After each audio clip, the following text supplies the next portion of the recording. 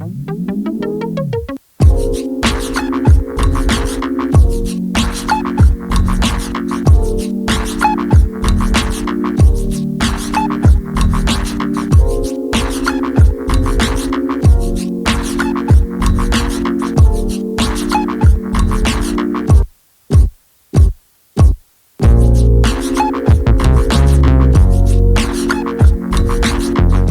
what's up? Today we're going to be taking a look at the 35th anniversary Transformers Siege Deluxe Class Bluestreak. That's quite a mouthful. And I quite like this thing. This guy retails for about $30 Canadian, 20 to 25 bucks US.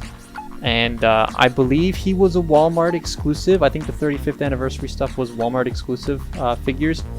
I picked mine up at Toys for $9 because, you know, they're going out of business, unfortunately. But yeah, $9, definitely worth it. For $30 though, let's get more in depth into the review. The detail and aesthetics on this guy are honestly great. I will be comparing this guy heavily to Prowl because that's the mold that this figure is based off of. So you'll see what I'm talking about in a sec when I show him next to Prowl. But yeah, he just looks really, really nice. Detail, sculpting, and paint separation and all that sort of stuff. Looks really cool. Here's Prowl. So let's take a look at Prowl. Come on, get your hand out of the way. Let's take a look at Prowl really quick. And if you notice, I know the lighting conditions here are not the greatest, but you can notice the detail is kind of lost in Prowl, whereas on Bluestreak you see a lot of the nice sculpted surface detail, which I like. That's why I like Bluestreak more than I like Prowl. Prowl's just kind of poopy. Let's get him out of the way here. Bluestreak just looks so nice. Getting the accessories out of the way really quick. You do get the same gun you get with Prowl, just painted silver. It looks a lot nicer. The handle is not painted silver, thankfully, so it doesn't get stuck in his hands. I don't like when they paint the handles of guns for Transformers, so this is nice. But it's your standard Transformers pew pew bang bang gun. Then you have these right here. You get the shoulder. It's out of focus. There you go. You get these shoulder rocket rifle launcher things. They have an official name, I don't care. But you get them with Barricade, you get them here, and they're a very, very, very nice welcome accessory to have with this figure because they enhance the look, I find, of this mold with the shoulder cannons, and it just looks really nice.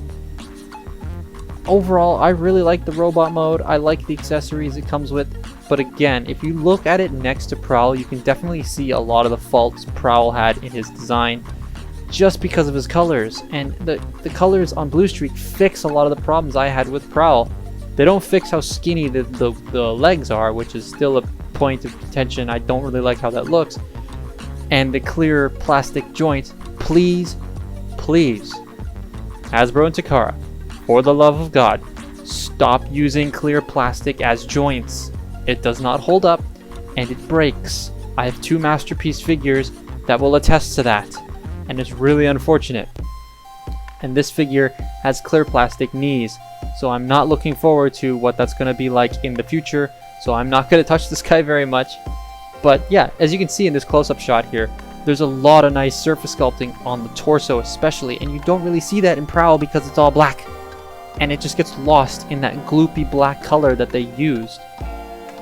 Like you'll see here, it gets lost a lot in there because it's a really gloopy black paint that they used hidden underneath the chest, which casts a shadow on it. So you don't see a lot of that detail. But on Bluestreak, because it's bright red, you see a lot more of it, and it just looks nicer, in my opinion anyways.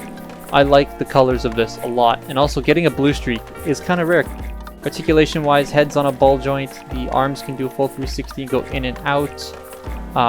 They do kind of shove in though, there's no clicky point there. Bicep swivel, 90 degrees of bend at the elbow, wrist rotation. You do get a waist joint, hips are on universal joints, you got a thigh swivel. You have more than 90 degrees of bend at the knee due to the transformation, and the feet can go down, up, and he has some decent ankle pivot. However, the feet are kind of hard to get like situated. Oh, also the doors flap. The feet are sometimes kind of hard to get situated. Now the transformation, it's if you have Masterpiece Prowl, this is kind of similar to that, which I like about the new generations figures, copying Masterpiece figures. Now this car mode is very, very tiny. very tiny. It's flat and slim, but in this color scheme, it looks so much nicer. The headlights are actually painted all the way, as opposed to just a dot of yellow like on Prowl's. It's so stupid. I like this a lot better. The Autobot symbol is front and center, the black stripe going down. I wish the black stripe went all the way down to the back, but that's a minor nitpick. The nice red at the back for the grill, but yeah, it's kind of it's a rear grill sort of. Looks pretty cool. But yeah, here's Prowl, and as you can see, that tiny yellow paint they put on the headlights there. Bluestreak's color scheme is just a lot nicer than Prowl's. Bluestreak's paint job, to me, makes it look more like Prowl's a KO. Let's get him out of the way there. Yeah, I like the way that Bluestreak looks here. Car mode's great. Silver paint on the rims, always appreciated. There's Ratchet's face. So the guns here that are always out of focus. Come on, come on. There we go. The guns here can combine to form this out of focus turret. But yeah, you can combine them to form this thing. I don't normally do this.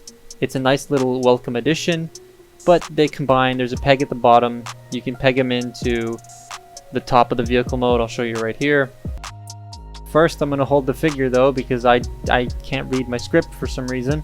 Wrote it the wrong way. Yeah, here's the guns. They just plug into the top.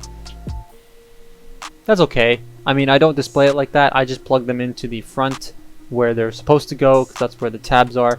That looks cool. That reminds me a lot of the Bumblebee movie at the beginning when Bumblebee drives up and pulls the guns out of the front of his car and shoots one of those seekers. I think that was pretty cool. And another for comparison here with the weapon storage next to Prowl. Prowl's weapon, while they both do look goofy, Prowl's weapon storage looks even more goofy. Just because of, you know, it's stuck on top of the light bar. I like the way that this storage is implemented.